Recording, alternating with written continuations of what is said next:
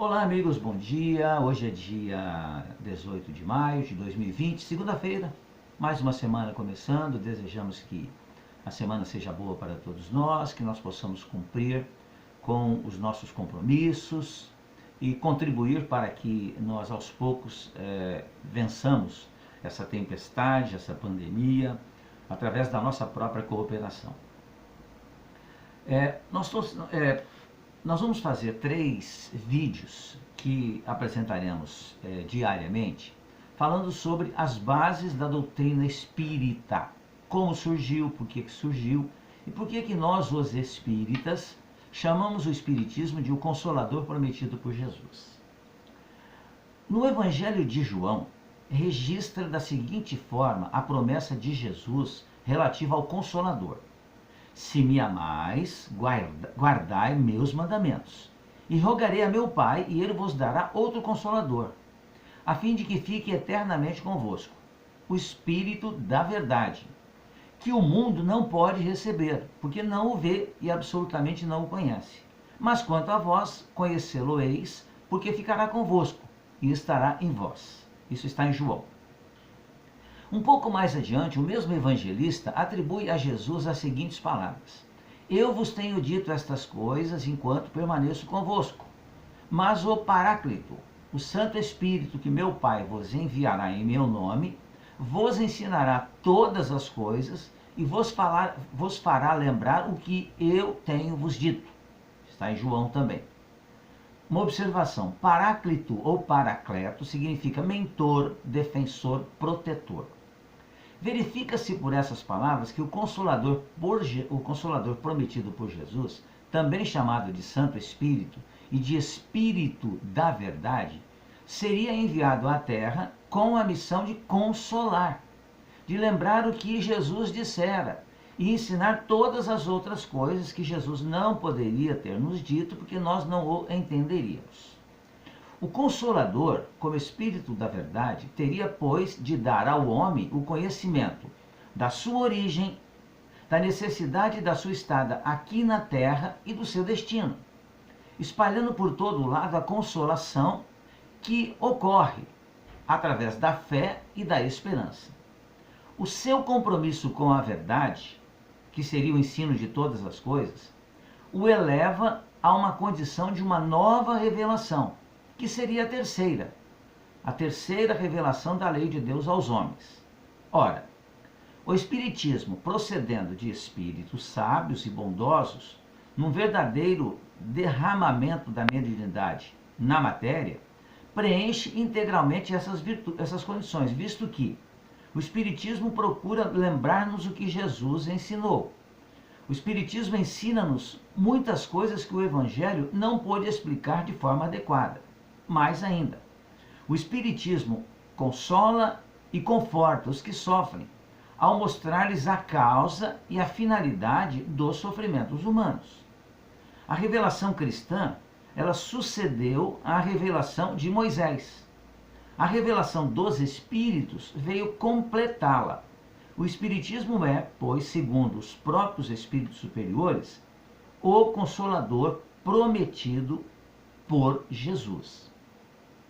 Naturalmente que nós vamos ter que, com essas palavras que estão na Bíblia, né, estão colocadas ali pelo evangelista João, que Jesus nos trouxe muitas lições, muitas informações, muitos exemplos, mas que não pôde nos dizer tudo, porque não haveríamos de ter condições intelectuais de compreender tudo. Então, por exemplo, hoje nós já podemos, né, dada a nossa condição de espíritos que vão aos poucos evoluindo, tanto intelectualmente como moralmente, quantos de nós, em conversações, se temos interesse pela vida, se a gente pensa na vida, nós certamente já teríamos feito algumas perguntas para nós, que seriam: de onde vim? Depois da morte, para onde eu vou? O que existe depois da morte? Outra questão também muito importante, muito interessante. Visto que Jesus disse que Deus é nosso Pai. Deus é amor, Deus é justiça, mas acima de tudo, Deus é misericórdia. Então, por que uns sofrem mais do que outros? Porque uns têm determinada aptidão e outros não? Outra questão, por que uns nascem ricos e outros pobres? Porque uns, nascem cegos, aleijados, débeis mentais, enquanto outros nascem inteligentes e saudáveis? Por que Deus permite tamanha desigualdade entre os seus filhos? Porque uns que são maus, aparentemente sofrem menos do que outros que são bons? Então são questionamentos muito profundos que certamente nós já tenhamos feito para nós mesmos em algum momento da nossa presente reencarnação. Ora, se Deus é bom, se Deus é justo, deveria haver igualdade entre todas as criaturas. Mas nós aprendemos também, com a doutrina espírita, que a igualdade ela não é possível, porque nós somos individualidades. E como individualidades, sempre seremos diferentes uns dos outros, exatamente em virtude de sermos essa individualidade. Nós temos as mesmas oportunidades de estudar, crescer, formar uma família, escolher uma profissão, ter o entendimento religioso que queiramos ter, mas, a despeito disso, nós somos diferentes uns dos outros. Daí a necessidade de nós entendermos isso e aceitarmos as diferenças que existem. Onde nós encontramos as respostas para essas perguntas tão importantes?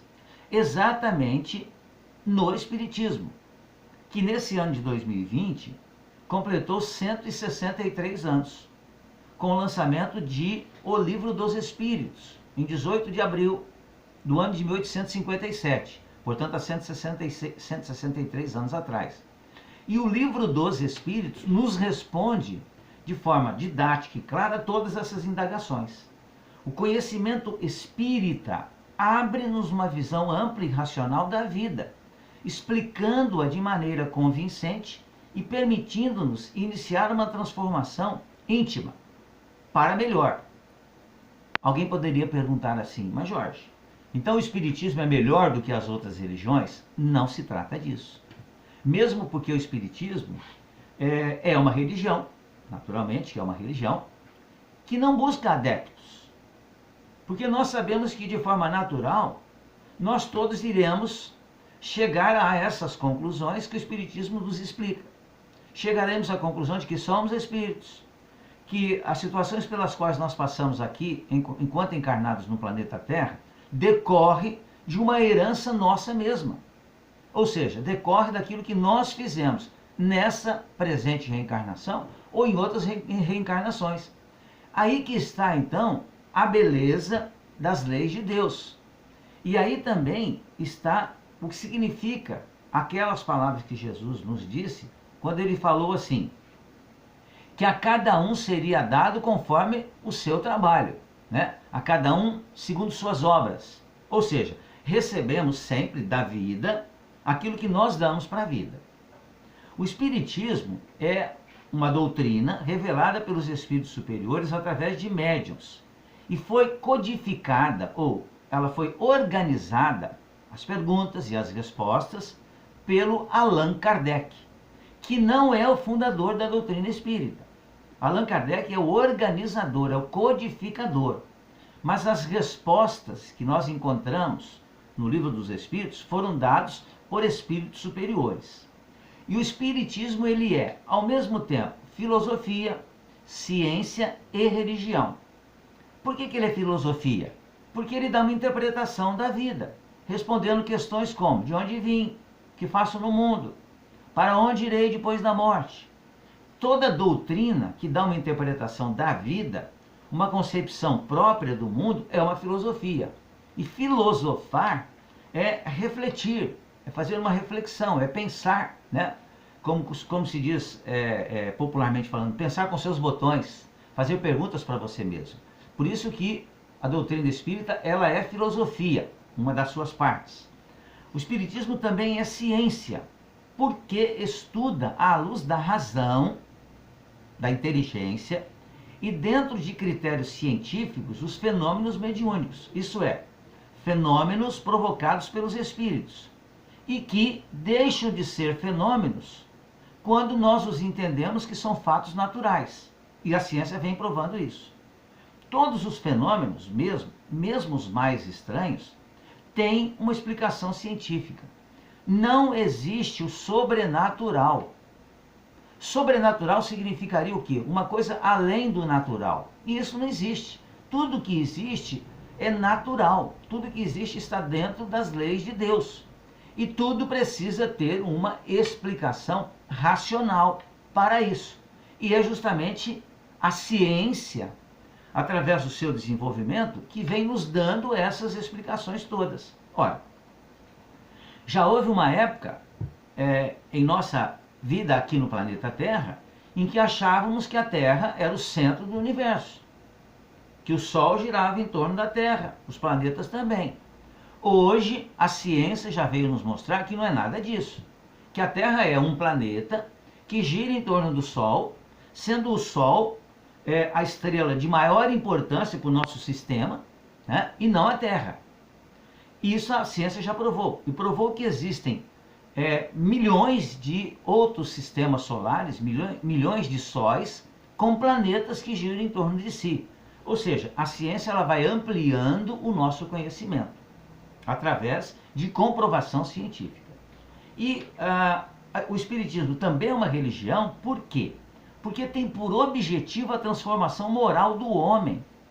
Porque ela revive os ensinamentos que Jesus nos trouxe, na sua verdadeira expressão de simplicidade, pureza e amor. O Espiritismo é uma religião simples. Não tem sacerdotes, não tem cerimoniais, não tem sacramentos de nenhuma espécie. Não tem rituais, culto a imagens, não tem vestes especiais, nem manifestações exteriores.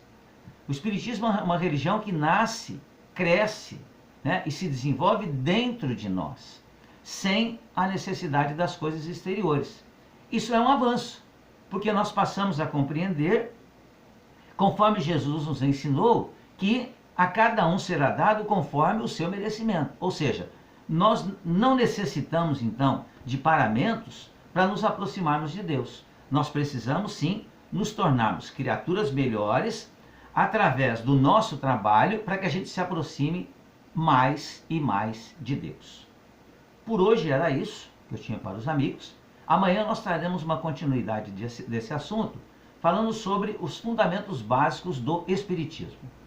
Muito bom dia, muito obrigado, fiquem bem, fiquem em paz.